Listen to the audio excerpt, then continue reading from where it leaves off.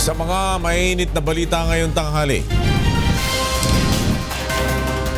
DOJ hiniling sa Muntinlupa Regional Trial Court na maglabas ng gag order at pag-isahin na lamang ang mga kaso ni Senator Leila De Lima kaugnay ng illegal drug trade sa New Bilibid Prison.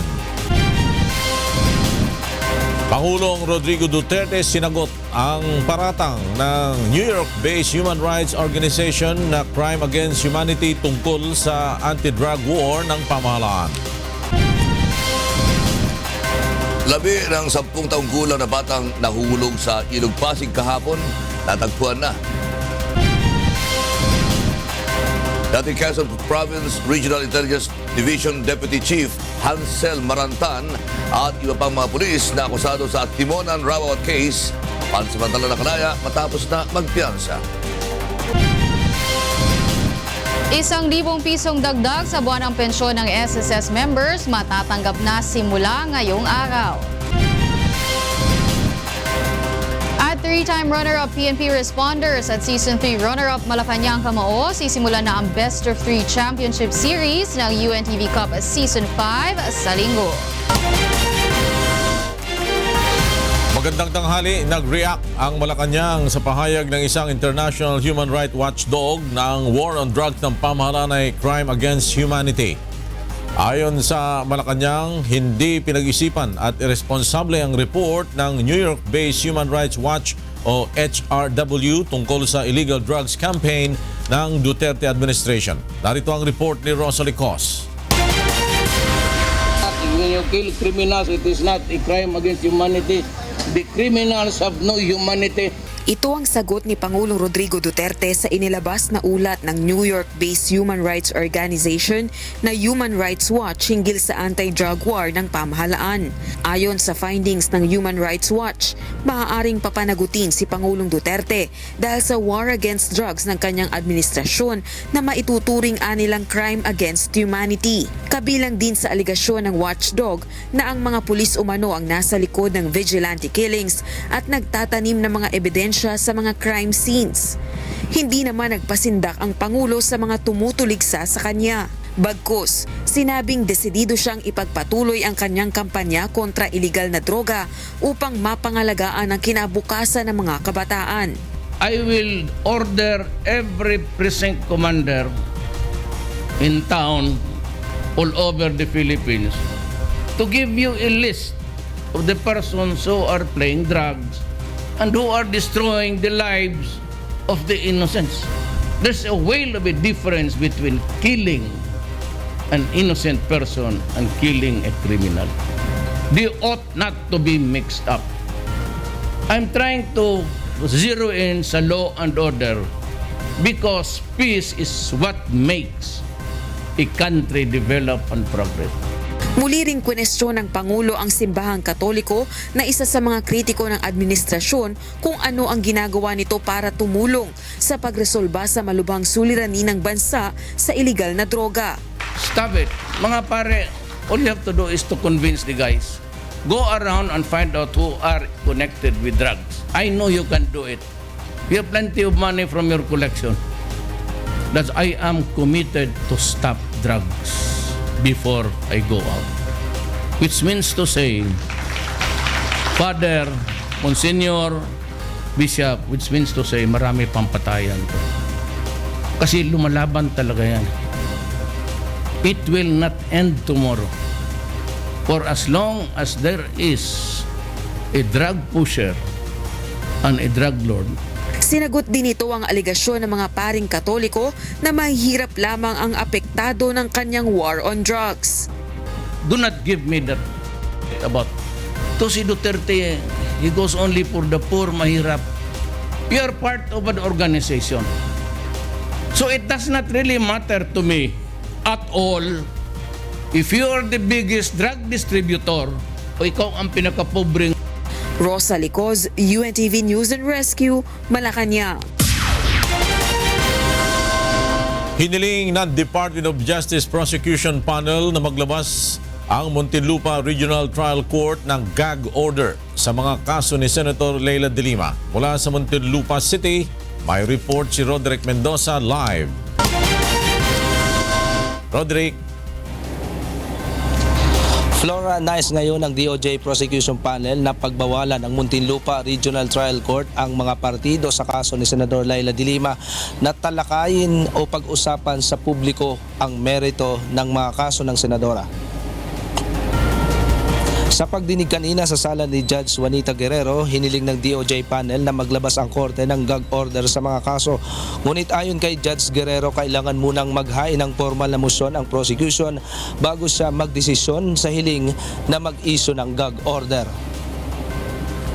Directives ni Judge Guerrero kanina, so we will do it ASAP baka sa Monday. Sino po yung sakop nun ng ipapile yung motion? Sino dapat igag? Ang alam ko, all parties and all lawyers of the parties.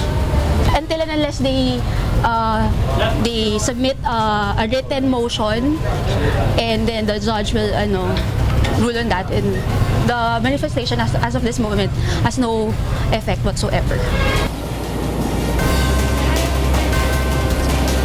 Kung sakasakali, sakop ng gag order si Senador de Lima at ang kanyang mga abogado at maging ang DOJ panel. Ngunit hindi pa malinaw kung masasakop din ito sina Justice Secretary Vitaliano Aguirre. Dininig din ng korte ang hiling ng DOJ na i-consolidate o pagsamasamahin na lamang ang tatlong kaso na isinampa nila laban kay Senador de Lima kaugnay ng umano'y pagtanggap nito ng pera mula sa mga drug lords sa New Bilibid Prison. Sa kanilang motion for consolidation noong Lunes, hiniling ng DOJ panel na isama na lang ang dalawa pang kaso ng illegal drug trading sa kasong hinahawakan ni Judge Guerrero ng Muntinlupa RTC Branch 204. Si Judge Guerrero ang nag-issue ng arrest warrant laban kay de Lima at nagpakulong sa senadora noong nakarang Huwebes. Katwiran ng prosecution, magkakapareho naman ang sirkumstansya ng mga kaso gaya ng mga akusado at issue dito at konektado ang mga testigong ipepresenta nila sa korte.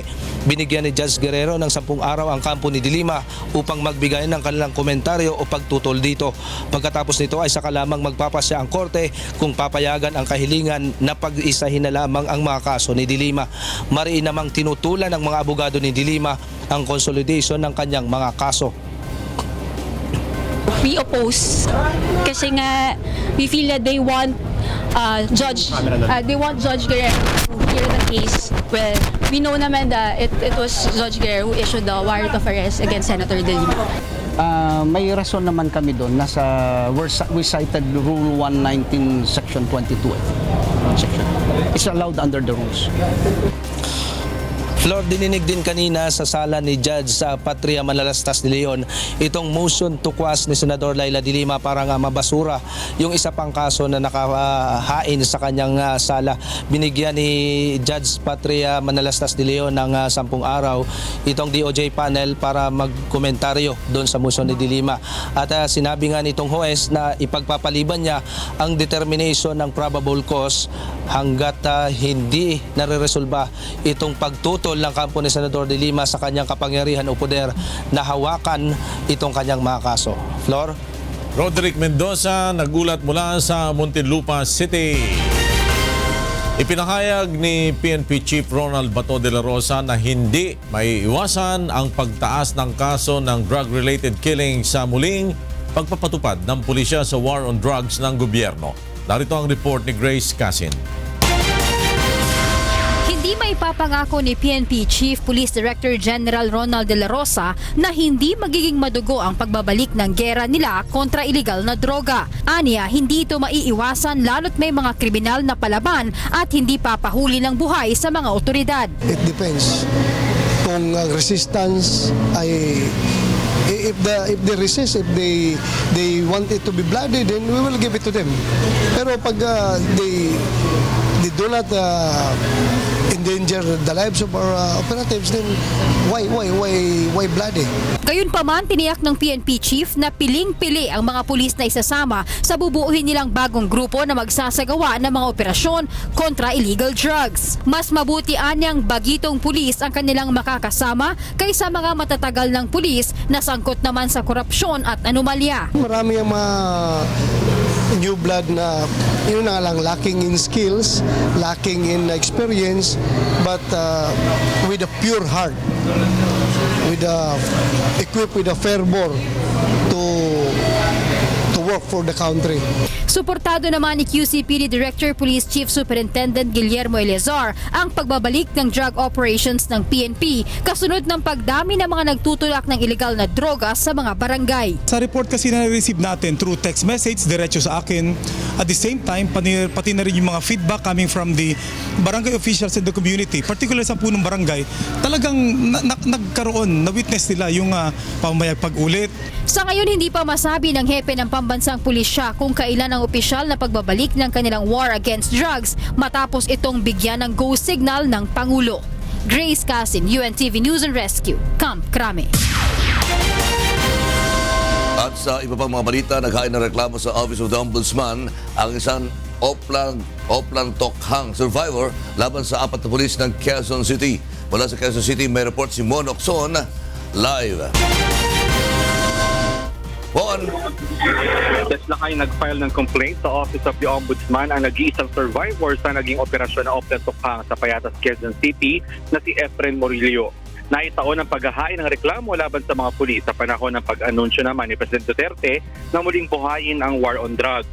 Naghahain si Morillo ng reklamong frustrated murder, robbery at planting of drugs and firearms laban kay na Senior Inspector Emil Garcia, Police Officer 3 Alan Formilieza, Police Officer 1 James Agaraw at PO1 Milchor Navisaga na dating mga pulis sa QCPD Station 6. Kasama rin sa mga nireklamo sa Ombudsman ay ang mga informant na sina Lea Barcelona, Mary Joy Ralo, Lori Barcelona at Richard Andan alias Manok.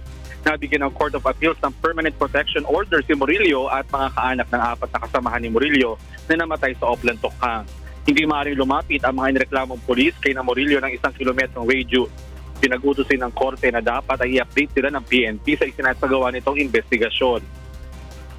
Nagsimula ang reklamo sa Oplan Tokhang operation na ginawa sa Group 9 Area B, Payatas, Quezon City noong August 21, 2016. Ayon sa laysay ni Morillo, naglalaro lamang sila ng bilyard nang dumating ang mga pulis. Inaresto sila ng mga pulis at pinilit na umamin na sila ang nagmamay-ari ng isang sachet ng shabu na hawak-hawak ng mga ito. Pinabulaanan ni Morillo, sinasabi ng mga pulis na sila ay nanlaban noong araw ng operasyon. Pinagbabaril umano sila ng mga naturang pulis at doon napatay on the spot ang 3 niyang kasama at paparad lamang nakaligtas siya sa pamamaril. Katulong ni Morillo sa paghahain ng reklamo ang mga abogado ng Center Law. Sa hinaharap ay plano rin ng mga kaanak ng 4 na napatay na suspect na maghain ng reklamo laban sa mga pulis. Yan ang latest, balik sa iyo, Lakay. Maraming salamat, Mon Ocson. Nag-uulat mula sa Quezon City. Nakalaya na kagabi ang 12 pulis na suspect sa Atimonan rob-out incident matapos na makapagpiyansa. May report si Azer Kadapan.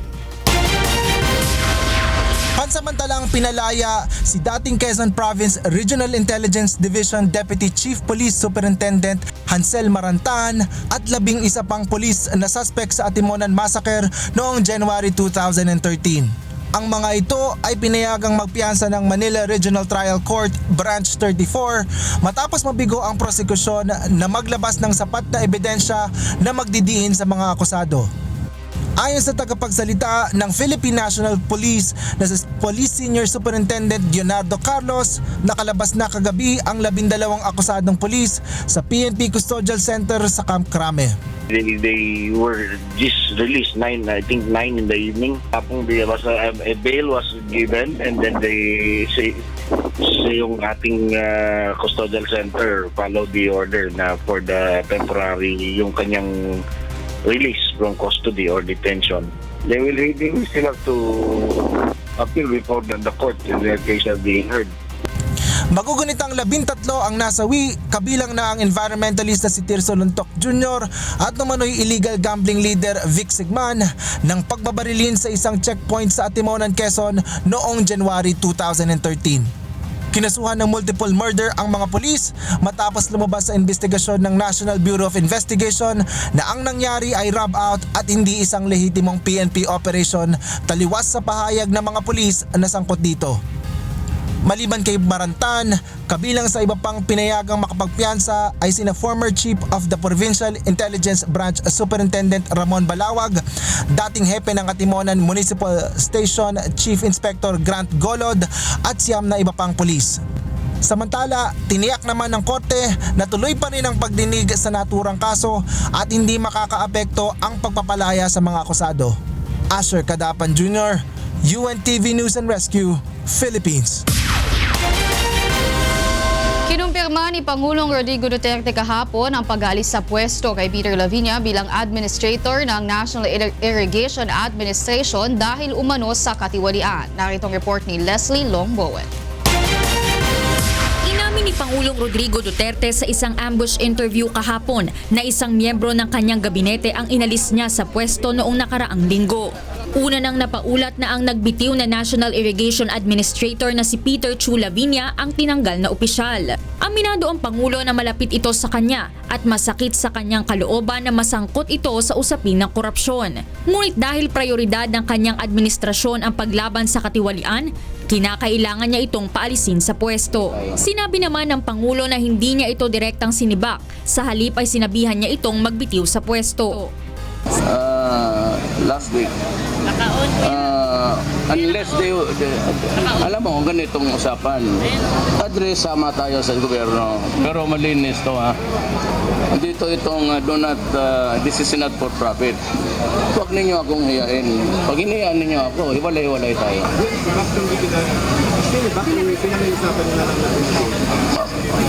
Told him to resign. Sa inilabas namang pahayag ni Cabinet Secretary Leoncio Jun Evasco, sinabi nitong pinili ni Lavinia na mag-resign upang huwag madamay sa mga alegasyon ng katiwalian na iniuugnay sa kanya. Tulad ng umano'y pagpabor nito sa ilang contractors at pagtanggap ng suhol sa kabila ng wala pang naitatalang bidding para sa malalaking proyekto sa ilalim ng pamumuno ni Lavinia. Nilinaw din ni Evasco na hanggang ngayon, wala pa silang formal na reklamong natatanggap kaugnay sa mga paratang laban kay Lavinia, bagaman tiniyak na iimbestigahan din ito ng kanyang opisina. Si Lavinia ay naging campaign spokesperson at transition member ni Pangulong Duterte. Dati rin itong special assistant ng Pangulo noong alkalde pa lamang ito ng Davao City. Leslie Longbowen, UNTV News and Rescue, Philippines. Nilinaw ni Presidential Communications Secretary Martin Andanar na ang reorganization sa kanyang tanggapan ay walang kinalaman sa kanyang hindi pagkakaunawaan sa media. Ayon kay Andanar, si Presidential Spokesman Ernesto Abella na ang in charge sa Palace Message Transfer, Content at Distribution at siya ay magko-concentrate sa pagpapatakbo ng Presidential Communications Office o PCOO. Naritong report ni Joyce Balancho. Simula ngayon ay si Presidential Spokesperson Undersecretary Ernesto Abella na ang magbibigay ng official statement ng Malacanang hinggil sa mga maiinit na issue sa naging internal reorganization ng Presidential Communications Operations Office o PCOO. Hindi na masyado magsasalita sa media si Presidential Communications Office Secretary Martin Andanar dahil siya na ang mamamahala sa departmental affairs ng PCOO. Sa isang statement, sinabi ni Andanar na magiging punong abala na siya sa pagpapatakbo ng PCOO at attached agencies nito katulad ng Philippine Information Agency, National Information Bureau at iba pa. Inatasan naman si Yusek Abella na siya na ang mag-focus sa messaging at content ng mga press conferences at media releases ng kanilang opisina. Ito ay matapos ang halos magkakasunod na tila conflict ni Secretary Andanar sa mga miyembro ng media. Sa isang restaurant sa Pasay City, nagkita ang Senate media at si Secretary Andanar. Isang linggo matapos ang naging mabigat na akusasyon ng kalihim na inalukan ng $1,000 ang mga Senate reporter para i-cover ang press conference ni retired Police Arturo Las Cañas patungkol sa Davao Death Squad. Hindi inasahan ng mga Senate media na darating ang kalihim sa dinner na pinumunuan ni Senate President Aquilino Pimentel III. Una sa lahat, thank you for coming. And I'm glad Secretary Andanar is here upon my invitation para mag-share naman tayo ng at least one meal with the Secretary and the Senate media. In the hope that I can patch things up. Sa kabila na naging pahayag ni Pimentel, walang nagkomento at nagpatuloy lang sa pagtatanong ang mga reporter sa Senate President hinggil sa iba't ibang issue. This is my effort to re-establish good relations between the Secretary and the Senate media. Anong tanong? Sir, yung death penalty naman. Okay. Lumusot na sa Secretary. Sa House? Oh, okay. Sa isang statement, sinabi ni Andanar na sumunod lang siya sa nais ni Senate President at naroroon lamang bilang isang bisita. Maalalang nagdemand ng public apology ang Senate media kay Andanar kung hindi nito mapapatunayan ang akusasyon ng panunuhol. Nanindigan naman ang kalihim na galing sa isang intel report ang kanyang impormasyon. Maliban sa Senate media, nauna na ring nagkaroon ng alita ng kalihim sa Malacanang Press Corp at nagkaroon rin ng sagutan sa isang reporter ng pahayagan habang nasa isang press conference sa Malacanang. Joyce Balancio, UNTV News and Rescue, Senate of the Philippines. Susunod, SSS pensioners matatanggap ng 1,000 pisong dagdag sa kanilang buwanang pensyon simula ngayong araw. LTFRB nagbabala sa publiko laban sa pagtangkilik sa mga kolorom ng Transport Network Vehicle Service gaya ng Uber at Grab. At umano'y mastermind sa rent sangla scheme, hawak na ng PNP Highway Patrol Group.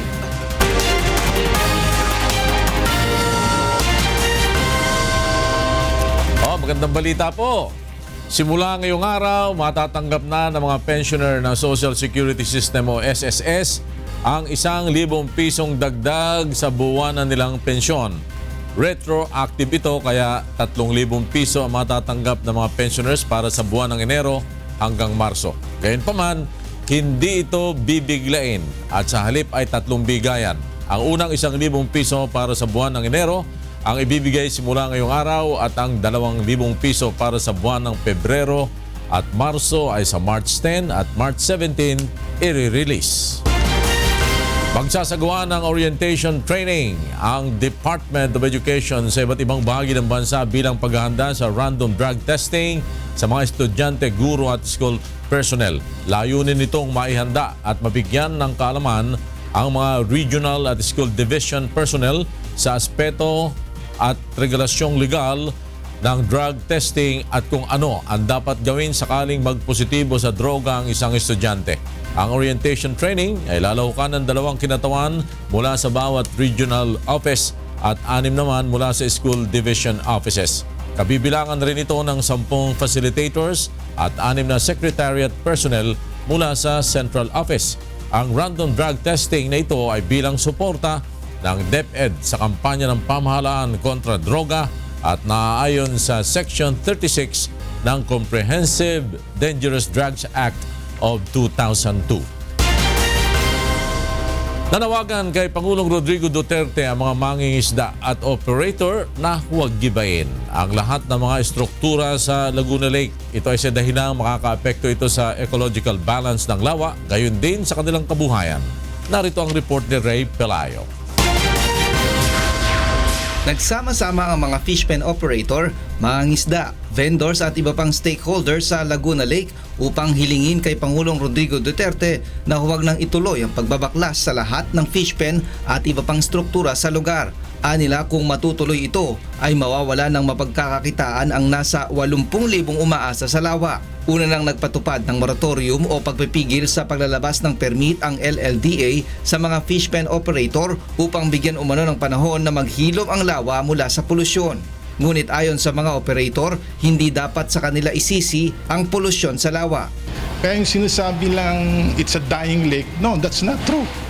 Kaya lang na pupurwisyo yung Laguna Lake is because yung siltation, which is caused by, yung mga bundok natin, kinalbo, ginawang subdivision, pag umulan, bumaha, so nagiging silted yung lake. Ang mga alagang isda pa umano nila ang nakatutulong upang maging balanse ang ecology sa lugar. Pagdating ng tag-araw, pasok yung salt water, lilinaw yung tubig, magkakaroon ng photosynthesis, mabubuha yung mga algae. Yun yung kinakain ng mga bangos naturally. Walang feeding yung Laguna Lake. Kumikita umano ang gobyerno ng 98 million pesos kada taon sa nakokolekta sa mga fish pen at fish cages sa lawa.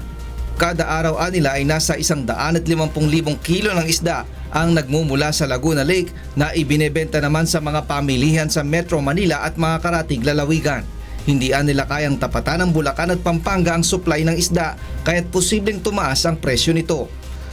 Ang problema po namin dito, kung magkakaroon po ng sakuna sa lawa, saan kami sisilong sa laot? Kung zero fish pen at moratorium na 1 taon, kung may 10 operator po na sinasabi silang malalaki na mawawala sa lawa, libo pong mangingisda na nagmamay-ari po ng cages ang mawawala sa lawa. Hanggang Hunyo pa epektibo ang permit ng ilang fish pen operator kahit hindi pa sila nagagalaw umano ng mga demolition team ng LLDA. Ngunit kung babaklasin na ang lahat ng istruktura sa lawa ay mapipilitan umano silang humiling ng tulong sa korte. Ray Pelayo, UNTV News and Rescue, Quezon City. Nagbabala ang Land Transportation Franchising and Regulatory Board o LTFRB sa mga driver ng Uber, Grab at iba pang transport network vehicle services na tiyaking hindi peke ang rehistrasyon ng kanilang mga sasakyan. May report si Aga Kaakbay. Nagbigay babala ang LTFRB sa mga tumatangkilik ng Transport Network Vehicle Service gaya ng Uber o Grab cars na tiyaking mayroong case number ang binubuk na sasakyan upang makaiwas sa problema. Ayon kay LTFRB Board Member Attorney Eileen Lizada, itinuturing nilang kolorum ang mga sasakyang ginagamit sa Uber at Grab na walang nakalagay na case number sa booking details. Nandiyan na pangalan nila, plate number nila, sasakyan. Ang kulang pa rin, yung case number. That's the way we can check kolorum ng mga TNCs. Ayon sa LTFRB, ipinatawag na nila ang Grab at Uber at iba pang transport network companies para ipaalaala ang terms and conditions na nakasaad sa Memorandum Circular 2015-016. Mali rin nila ang ginawa ng pamunuan ng Grab at Uber na paglalagay ng TNC mobile application sa telepono ng kanilang mga driver. Kaya karamihan sa kanila ay hindi alam na kailangan palang mag-apply ng case number sa LTFRB. So if you do not have a case number, that means to say, dumaan ka lang sa step 1, nagpa-accredit ka lang sa TNC mo. Hindi ka pumunta doon sa step 2 na dapat registered ka sa LTFRB. Kasi kung registered ka sa LTFRB, you went through the process, kukuha ka ng insurance. Panawagan ng ahensya sa publiko, isumbong ang Uber at Grab drivers na walang case number na patuloy na namamasada. Ang mahuhuling kolorum na TNVS ay maaaring i-impound ng 3 buwan at pagbabayari ng multang aabot sa 200,000 pesos. Aga Kaakbay, UNTV News and Rescue, Quezon City. Sa iba pang balita, nakuha na ngayong umaga ang katawan ng batang nahulog kahapon sa Ilog Pasig. At mula sa Maynila, may report si Aiko Miguel live. Go ahead, Aiko. Magandang tanghali, Waila. Matapos ang 39 na oras na paghahanap ng Philippine Coast Guard Search and Rescue Team, bandang alas 7:30 kaninang umaga may nakitang lumutang na katawan sa Valenzuela Ferry Station. Kinumpirma naman ni Aling Ruth Nazario na ang nakita ay ang kanyang anak na si Giselle Pilonde. Matatanda ang si Giselle ang 10 taong gulang na batang babae na taga-Poblasyon Makati na nahulog sa Ilog Pasig noong Miyerkules ng hapon. Naglalaro lamang sila ng kanyang mga kaibigan malapit sa Mandaluyong Bridge nang nasobrahan nito ang kanyang talon at nahulog sa Pasig River. Waila, kasalukuyan namang nasa isang funeral home sa Manila ang mga labi ni Giselle at mamayang hapon ay nakatakda na itong iburol. Yan muna ang latest live. Balik sa iyo, Waila. Maraming salamat sa iyo, Aiko Miguel, live mula sa Maynila. Naaresto na ng PNP Highway Patrol Group ang umano'y mastermind sa rent sangla scheme na nag-operate sa Calabarzon at Central Luzon. Narito ang report ni Sherwin Kulubong. Nasa kustodiya na ng Highway Patrol Group Calabarzon sa Camp Vicente Lim, Calamba, Laguna ang pangunahing suspect at itinuturong utak sa rent sangla scheme. Pasado alas 8 kagabi ng arestuhin ng HPG sa kasong estafa si Rafaela Anunciacion alias Ella sa Santa Rosa, Laguna. Si Ella kasama ang 4 na iba pa ay inireklamo ng HPG Calabarzon sa Department of Justice noong nakaraang linggo. Estafa, nagiging large scale yan sa dami ng complainant at saka sa amount. And siguro dito sa itong case na ito, nagsariling file. Most likely kaya estafa pa lang. Isang complainant pa lang ito. Nagalit naman ang ilang mga biktima nang muling makita si Rafaela matapos ang matagal nilang paghahanap dito dahil sa naging problema nila sa pambayad sa bangko. Totoo lang gusto ko siyang kanina pasuntukin or sampalin eh. Pinipigilan lang kami. Kaya naging problema namin, lalo na sa banga-banga. Samantala may ilan naman sa mga biktima ang hindi na umaasang mababayaran pa, kaya naman nais ng mga ito na sampahan ng kasong large-scale estafa ang suspect upang hindi na makapagpiyansa. Nakakalungkot dahil nung mahuli si Ella, ang sinasabi ay estafa lang.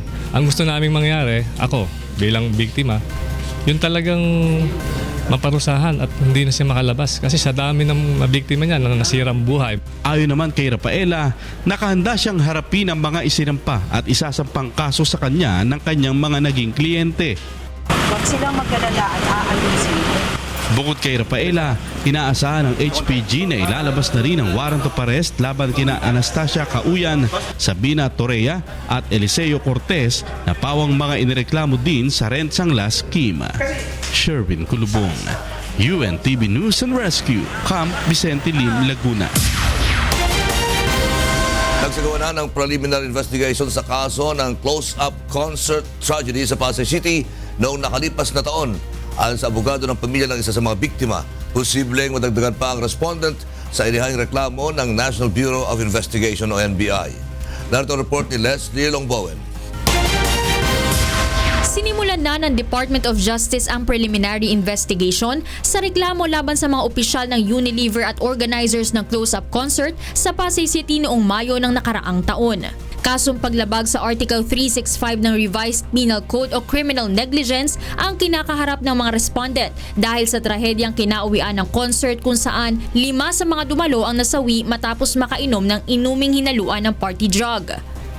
Sa pagdinig kahapon, muling pinanumpaan ng mga testigo at complainant ang kanilang salaysay. Nagpadala rin ng abogado ang Unilever ngunit hindi na ito nagpaunlak ng panayam. Ayon sa ina ng isa sa mga biktima, hindi niya masabi kung matutuwa sila sa pag-usad ng kaso lalo na't ayaw naman nilang may mapahamak pang iba dahil sa nangyaring trahedya. Mahirap po hindi ko talaga alam kung anong nararamdaman. Kasi parang babalik na naman po kami. Alalahanin naman po namin yung araw na nangyari po yung hindi maganda. Pero maganda naman po dahil ito po na-finalize na po yung kaso, na-i-file na po.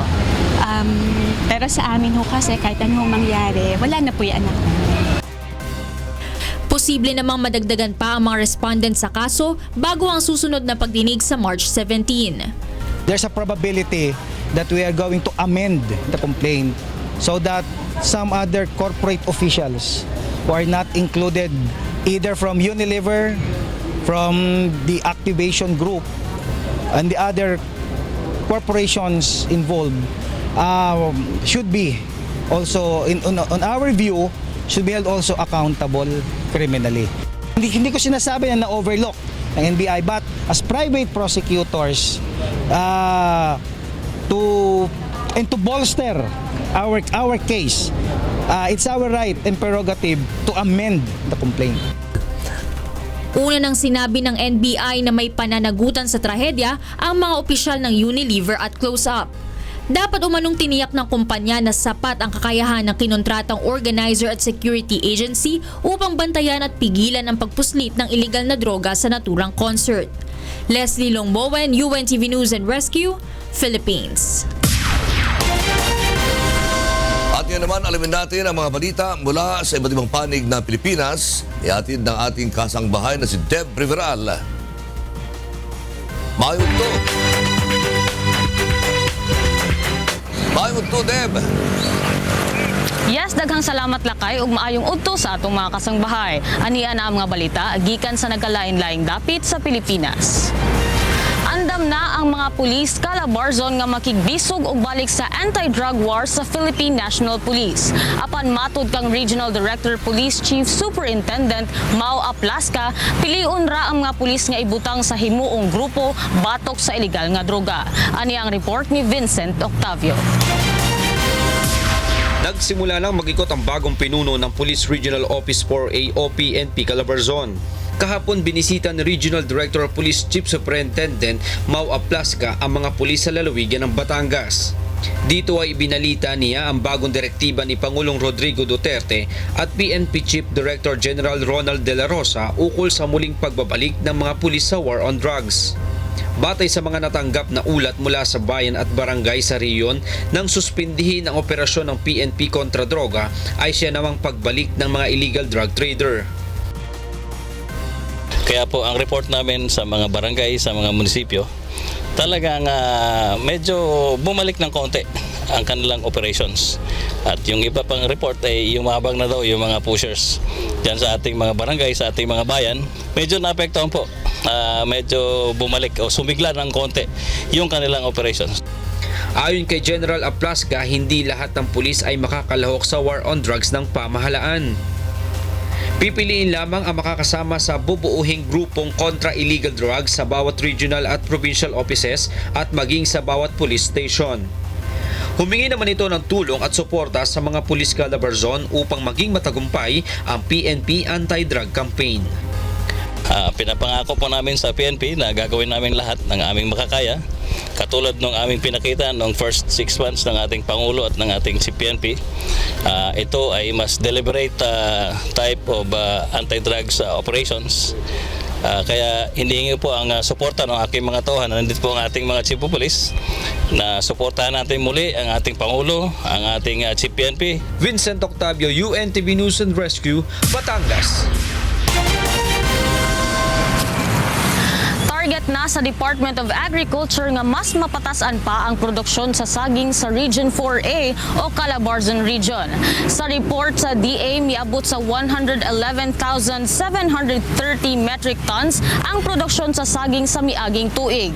Mas taas og kapin 16% kumpara sa 96,306 metric tons niadtong tuig 2015. Sa tumong nga mapalambo pa ang industriya sa saging, gitudluan sa mga eksperto ang mga mag-uuma og saging sa mga bag-ong pamaagi sa pagtanom o pag-amuma niini. Lakip niini ang tissue culture kun diin giampingan sa laboratorio ang liso sa saging aron dili kini mataptan og bisan unsang bakterya nga makadaot sa punuan sa saging. Kung tissue culture, sigurado tayong walang sakit. So, doon pa lang may bentahin na ang tissue culture kasi walang sakit sa simula, kaya ang kanyang bunga mas maganda. Kung suwi, hindi mo sigurado kung may sakit o walang sakit ang halaman. Paano kung may sakit at naalagaan mo na tsaka lumabas ang sakit? Sayang lang. Kaya ang tissue culture sa simula, alam mong walang sakit, so iingatan mo na siya na huwag magkasakit. Ng kung anong kailangan ng puno ng saging, kung kailangan ng karagdagang abono, at kung ano pang mga inputs na kailangan niya upang ma-maximize ba niya yung kanyang production at para magkaroon sila ng dagdag na ani at consequently dagdag na kita.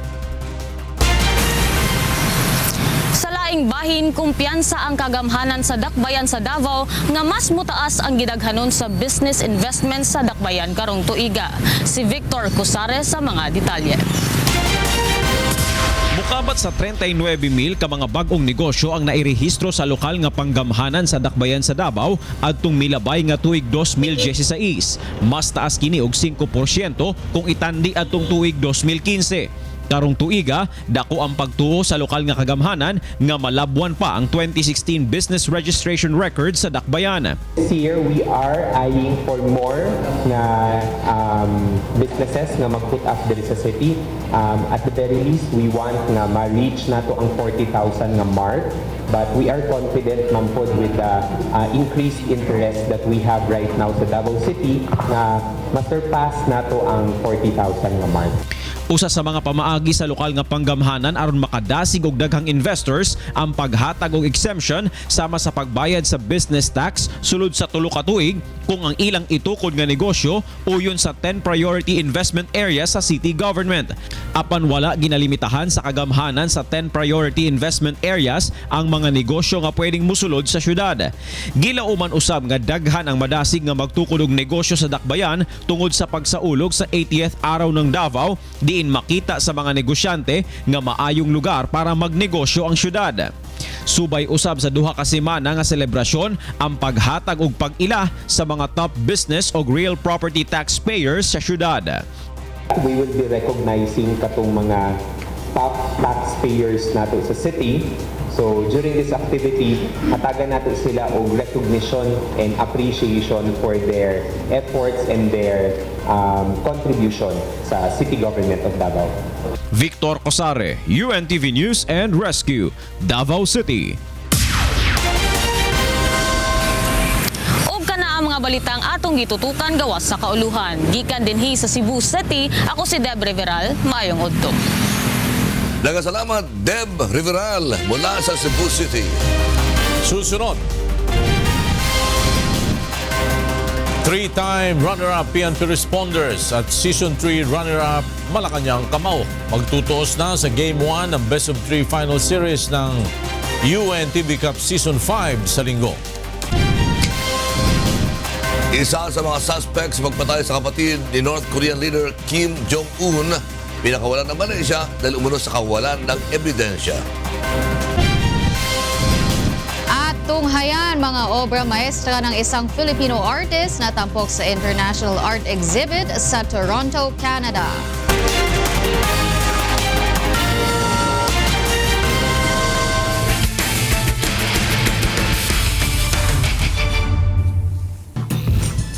Sa linggo na sisimulan ang Best of 3 Championship Series ng UNTV Cup Season 5 ng mga finalists na 3-time runner-up PNP Responders at Season 3 runner-up Malacanang Kamao. Narito ang report ni Bernard Danis.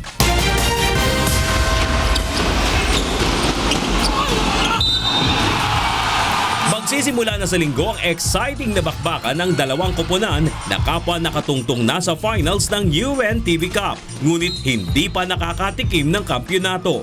Ang Malacanang Kamao na dating Malacanang Patriots ay nabigo noong Season 3 Finals kontra Judiciary Magis. Habang ang PNP Responders naman ay 3 beses nang nakikipagbuno sa tila mailap na championship title. Kaya naman asahan na ang mahigpit na sagupaan ng pwersa ng pambansang pulisya at Malacanang team sa linggo alas 5 ng hapon sa Pasig City Sports Center. Expect lang na that team Malacanang Kamao will really come out stronger and more effort. Talaga ipapakita namin kung ano yung value ng pag ang team naglalaro as one, pag may teamwork, tsaka maganda ang samahan. Ang Malacanang team 3 beses sa isang linggo ang practice upang tapatan ang gunners ng PNP. Preparation-wise, nagtuloy-tuloy kami doon sa twice a week practice. Kasi alam namin, hindi lang namin kailangan paghandaan as a team yung PNP. Kailangan handa kami sa lahat ng aspects ng game. Kailangan kondisyon kami, kailangan mentally tough kami, tapos yung mindset namin tama entering yung that game on Sunday. Ang PNP Responders naman, aminadong marami pang kailangang i-improve upang tapatan ang pagsik ng Kamao team. Sa simula, so doon siguro kami magpo-focus. At the same time, yung depensa namin medyo dahil lapses, may mga loopholes eh. Pangalawa, yung field goal percentage namin, yun, medyo aral pa kami dyan. Adjust pa kami. 4 na milyong piso ang nakalaang cash prize sa tatanghaling kampyon ngayong season. Samantalang 2 million pesos cash prize naman ang nakalaan para sa runner-up. Una rito ay magtutuos naman sa Game 1 alas 3 ng hapon ang 2-time champion Judiciary Magis at rookie team BOC Transformers para sa battle for third. 1 milyong piso ang makakamit na premyo ng third placer habang mag-uuwi naman ng kalahating milyong piso ang fourth placer. Sa kabuuan, aabot sa mahigit 8 milyong piso ang cash prize ng Liga ng mga Public Servant na mapupunta naman sa mga napiling beneficiary ng mga koponan sa Liga na ang puso ay pagtulong sa kapwa. Bernard Danis para sa UNTV Cup Season 5. Alamin naman natin ang mga balita sa labas ng bansa mula kay William Theo. Good afternoon, William.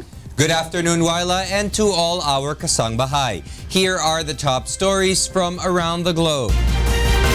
Malaysian police on Friday released a North Korean suspect held over the killing of Kim Jong-nam, the estranged half-brother of the North Korean leader Kim Jong-un. Malaysian officials said Ri Jong-chol was expected to be taken to the immigration office to be prepared for deportation to North Korea. He was released due to insufficient evidence. A Vietnamese woman and an Indonesian woman have been charged with murder. The police have also identified and are seeking 7 other North Koreans in connection with the said killing.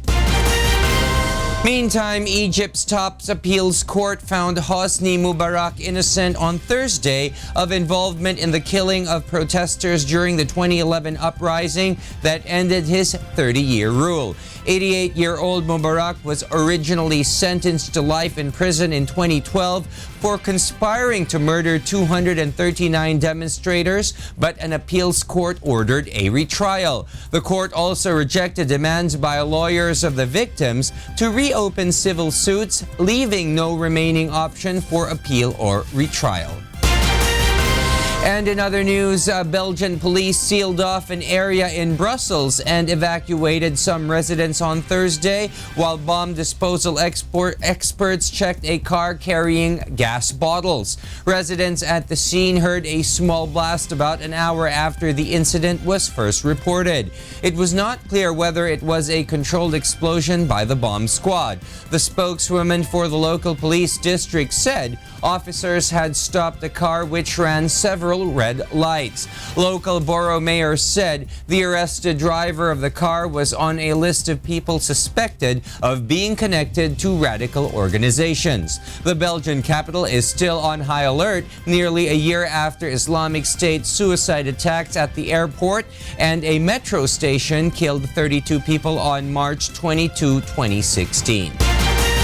And those are the stories making headlines around the globe. Back to you, Wyla. Thank you and happy weekend to you, William Theo. Tampok ang mga obra maestra ng isang Filipino artist sa isinasagawang International Art Fair sa Toronto, Canada. Narito ang report ni Sheila Reyes.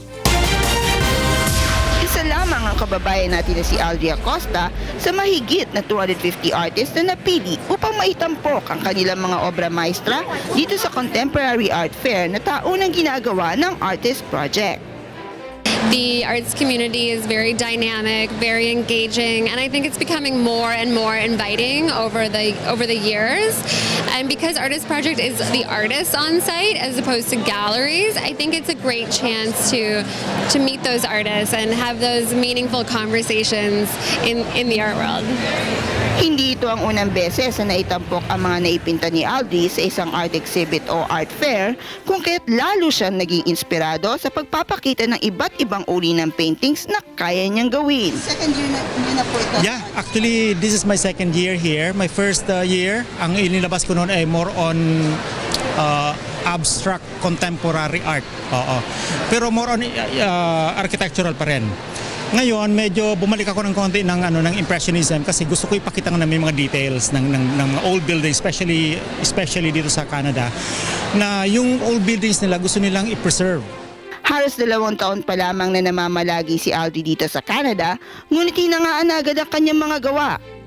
Gallery of Ontario, they're trying to invite me na parang yung work ko para daw sa kanilang mga historical building preservation. So which is good. So hopefully mag-materials lahat ito. Isang magandang oportunidad sa mga artists na makasali sa art fair na gaya nito dahil bukod sa maibabahagi nila ang kanilang mga obra, may pagkakataon din sila makasalamuha ang mga art enthusiasts at ibang mga artists. So, after 10 years, eto na ako ngayon, nasa Toronto na. So, just trying to enter the art community here. So, ito lang siguro yung pinaka-way ko para makapasok kaagad sa art community. Kasi, if you will enter in a gallery, they will not entertain you actually. So, you have to go with this kind of process which is a bit tedious, a bit serious talaga. Medyo we have to spend a bit of money para makapagsimula ka. Pero kailangan talaga to para ma-expose yung gawa mo. Isa lamang si Aldri Acosta sa mga kababayan natin dito sa Canada na nagpamalas ng kanilang angking galing at talento na maipagmamalaki sa buong mundo. Sheila Reyes, UNTV News and Rescue, Toronto, Canada. At yan ang mga balitang aming tinutukan at inaksyonan. Dahil sa aming pagbabalita, una ang pagkalinga sa kapwa. UNTVC News, may balita sa mampanig ng daigdig. Magandang tanghali.